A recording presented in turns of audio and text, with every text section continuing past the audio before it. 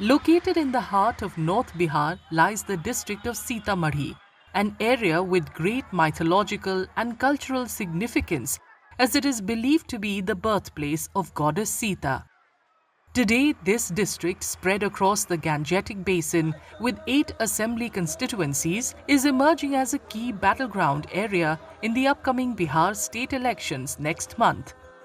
A section of the local population, despite the district's rich historical and spiritual legacy, says they continue to face daily challenges such as poor road infrastructure, high unemployment, poor law and order, and inadequate irrigation facilities. Sitamarhi में एक बहुत बड़ी समस्या है जो एक ring बांध का रोड बनने का है। वो 10-20 साल से लगातार इस पर चर्चा हो रही है, जिसके कारण शहर पूरा अस्त व्यस्त रहता है। रिंग बांध जाके देखिएगा तो डेली 1-2 दुर्घटना होता है, भर घुटना भर गड्ढा हो चुका है। ये मौजूद समस्या है और इसके बावजूद सीतामढ़ी सहित पूरे जिला में कानून व्यवस्था एक बहुत बड़ी मुद्दा है जो सीतामढ़ी में है। बिहार में और जिला में हो सकता है, लेकिन सीतामढ़ी में भी कानून व्यवस्था एक बहुत बड़ा मुद्दा है। किसानों के लिए 1980 के दशक में जो लघु सिंचाई योजना लगाई गई थी, गांव-गांव में 2 योजना थी, उसमें एक स्टेट ट्यूबवेल और एक लघु सिंचाई योजना। दोनों मृतप्राय स्थिति में है सीतामढ़ी में। कहीं ये सफेद हाथी साबित हो रही है और किसानों को आज मजबूरन मोटर का कनेक्शन लेकर के हो, पंप सेट के सहारे हो, आज भी जो है सिंचाई करनी पड़ रही है। Some people also highlight the slow pace of infrastructure development in the district. Lakhandei नदी से जुड़ी हुई जो समस्याएं हैं और रेलवे ओवरब्रिज जो पिछले हमको लग रहा है कि 11-12 सालों से ये धीमी गति से कछुआ चाल से बन रहा है, लोग तबाह हो गया और कब तक पूरा होगा, साल 2 साल 4 साल में कहना मुश्किल है। Meanwhile, some voters feel that the NDA government has undertaken significant development work, with Chief Minister Nitish Kumar being praised for taking commendable steps to address various issues. Sitamarhi जिला में एनडीए का बहुत अच्छा विकास हो रहा है। बुजुर्ग लोगों के लिए वृद्धा पेंशन 400 था, वो 1100 रुपया हो गया, बहुत सराहनीय है।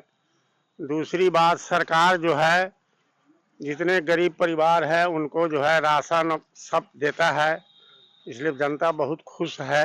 10,000 मिला है, 10,000 रुपया मिला है, उससे तो बहुत ज़्यादा महिला प्रभावित है। और जहाँ भी है रोड नाला है, ये सबको बहुत अच्छा बनाया है।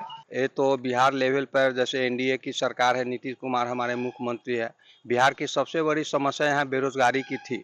बेरोजगारी को दूर करने की दिशा में मुख्यमंत्री द्वारा सराहनीय कदम उठाया जा रहा है। जैसे बीपीएससी की परीक्षाएं 4 साल 5 साल 6 साल पर होती थी, कब रिजल्ट का कोई ठिकाना नहीं था, लेकिन विगत 5 वर्षों में बीपीएससी को निरंतर उसमें सुधार हो रहा है। सारी परीक्षाएं समय पर आयोजित हो रही है, रिजल्ट भी समय पर आ रहे हैं, इंटरव्यू भी समय पर हो रहा है, जो मेरिट वाले हैं उनका सिलेक्शन भी हो रहा है। इसलिए बेरोजगारी की समस्या में बहुत ही हुआ।